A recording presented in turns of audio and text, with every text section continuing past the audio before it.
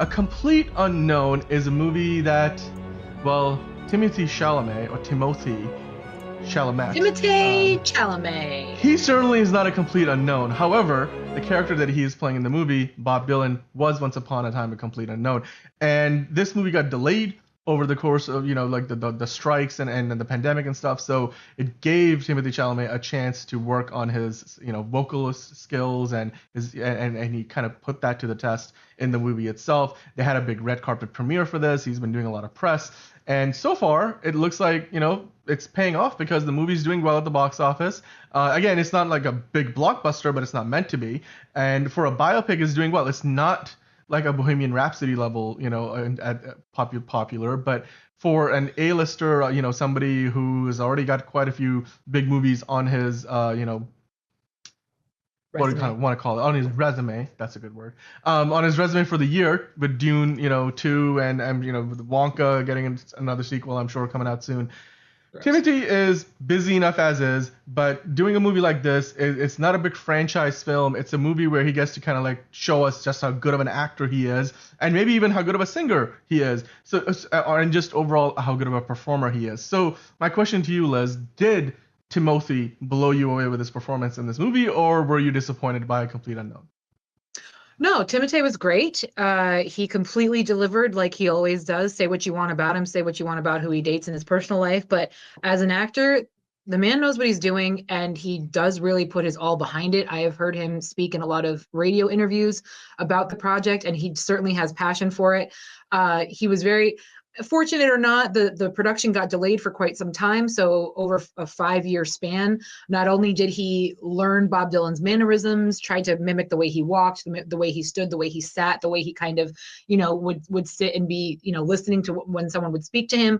But he also worked on his voice, of course, but he also learned how to play guitar and harmonica because he wanted to be as authentic and as true as he possibly could be. Every single actor sang live. There was no, soundtrack. There was no, track overlay. A lot of people said, well, it sounds very much like Bob Dylan. So is it Timothee just mouthing to a Bob Dylan song? Absolutely not. It was him. As I explained to the guys prior to the show, there were certain times when he would be singing that it did very much sound like Timothée Chalamet singing a Bob Dylan song. So I don't know at what point in the filming, that they filmed those particular scenes, maybe in the beginning or maybe it just kind of fell off towards the end. I'm not sure about that. But I mean, especially right now, this generation doesn't know if at all anything about Bob Dylan aside from maybe hearing his name. And so I think it's a really good time for them to release this story. My theater was pretty packed. This is going to be a great one for our parents and our grandparents, certainly, just much like the SNL film was a couple months back. I highly recommend it. The pacing wasn't the best. The first and second act kind of dragged, but then the third act picked up really, really nicely. But just even going back to that time in the 1960s, I think we started in 1961. Folk music was the prevalent music at the time.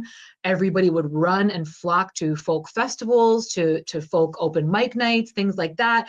Pete Seeger was huge. Ed Norton played Pete Seeger, and that's actually where the film begins. Is Pete Seeger was dragged into a court case because of what the content or the lyrics of one of his songs was very controversial. And you think about it now in 2024 when we've had songs like WAP, for example, and you're like, a folk musician was dragged into a court case. So already it kind of sets the tone to give you an idea of where the world was, but also reminds us that throughout history, music has always been one of the most important pieces of storytelling that we've ever experienced as a people, as a species. So important, in fact, that people will actually get sued over their songs. So it's a great film. Like I said, the third act really picks up because that's when Bob Dylan decides to go electric, and holy shit, the folk community can't handle it. Again, talk about, silly controversies back then, but it's true. So it was just, I thought it was really great. It told a really good story. Bob Dylan's not exactly the nicest guy. He was kind of a dick. He kind of, but all he cared about was making music. So when you look at it in that regard, it is what it is. But I thought all of the actors were great. Elle Fanning was in it as well. There's a lot of people that you'll recognize in the film. It's going to win all the awards. Certainly, I completely anticipate Timothee getting an Oscar. Very much along the lines of Walk the Line, how they swept that year. But I loved it. And quite frankly, you guys, if you don't know fuck all about Bob Dylan, or maybe you know like one or two of his songs, I recommend you go see this, because I'm sitting there and I'm like, yeah, my parents never played his stuff cover to cover. So I would hear a one-off song here or there, what have you. So I was familiar with most of his catalog, but I'm in the theater and I'm like, damn, he had bangers. Like he really, for what it was, he really was the pioneer of our time, and still the only musician to ever win a Nobel Prize for writing. So definitely check it out. I think everybody will appreciate it for sure. Yeah, I mean, and like you mentioned, like, hey, throughout history, we have seen, like, when Elvis started gyrating his hips on television for the first time. Oh, yeah. Oh, the my world goodness. was like, oh, no, like, oh, no, we can't put that on TV. Even with Michael Jackson, like, people were like, now we have what is he doing?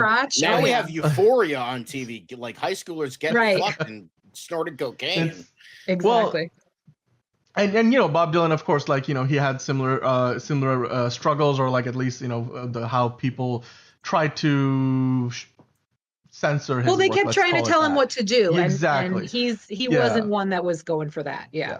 Well, he was a trailblazer, a pioneer in his own way, much like we talked about Elvis, Michael Jackson, plenty of other examples out there throughout history. And like you said, it speaks to, again, the importance of music in our cultural zeitgeist, and how much it means to us, and how much we associate that with a means to express who we are as people. And in terms of, like, one of the biggest things that anybody, if you meet up with a stranger and you're playing 20 questions, I bet you one of the first 5 questions is like, what's your favorite song, or something like that. It always, it's a core part of like how we define ourselves is the music that we enjoy. And Bob Dylan, of course, is, I'm sure, a huge part of a lot of people's iconic the music that they keep on their shelves probably has a little bit of Bob Dylan in it. I mean, he's released over 55 albums, so when you've got a span of work like that, it's just that's not something anybody can ignore, for sure. No, I just had I don't know if you guys know this, or maybe you guys know in the chat. Is Bob Dylan one of those artists who sold his entire collection off? No, he has not, and he is still touring. He is still performing. He does a lot of stuff overseas, mainly right now. But no, he still, as far as I know, still has the rights to everything. That's good. So he still has the rights to his catalog. Of course, you got also Monica Barbaro there, who was in Top Gun Maverick. She was Joan Baez. She was excellent. Yep, she was in that Arnold Schwarzenegger movie on Netflix, I believe, too, right? Like there was one where it's sort of like, they're both super spies, and it's basically, what was that movie in the 90s that Arnold's, and why am I forgetting this right now? True Lies. True Lies. It was basically True Lies, except it was him and his daughter instead of True Lies is so good. But yes, James Cameron. James Cameron, one of the best action movies in the 90s. I mean, the way that third act goes down, you're fired. Anyway. But like I said, the pacing wasn't the best. It was still, again, far superior to Baby Girl. Baby Girl felt like it was 4 hours long. Probably better than Nosferatu too. Well, and again, like I said, it does pick up in the third act as well. Wise, just some bits here and there. Yeah, but I mean, look at the Rotten Tomatoes score. 79%. Rotten Tomatoes. It's certified fresh. It's got 177 reviews, which is more than the other 2 movies we reviewed today, but between Nosferatu and Baby Girl. Not saying the number of reviews is a reflection of the popularity of the movie, but certainly as far as the promotions go, this movie they've been really just putting it out in front of people's faces a lot more, because A, it's a Bob Dylan biopic, B, it's Timothee Chalamet involved with it. He's one of the hottest names in the business. And then when you look at the popcorn meter, 96%, that's certified hot. Like, and that's a good number. Yeah, it is very entertaining, and like I said, take your parents, take your grandparents. It'll if anything, it'll bring them back to their childhood, and I just think it was a great film. It really was, and it's gonna win all the awards for sure. Yep. Well, they're getting the buzz, and I'm sure that he'll get nominated. Hopefully more than Baby Girl, that's for sure. Yes. Now, of course, if you guys enjoyed the movie, let us know in the chat what you thought about it. If you're in the comments down below, not watching us live, then drop down below and give us your opinion on whether you enjoyed A Complete Unknown. If you haven't seen it, are you more excited to see it now that Lizz has given it her, vote of approval to it, and she enjoyed it? And of course, while you're at it, hit that like button, and then hit that subscribe button, and then of course toggle the notification bell so you know when we go live with a new show.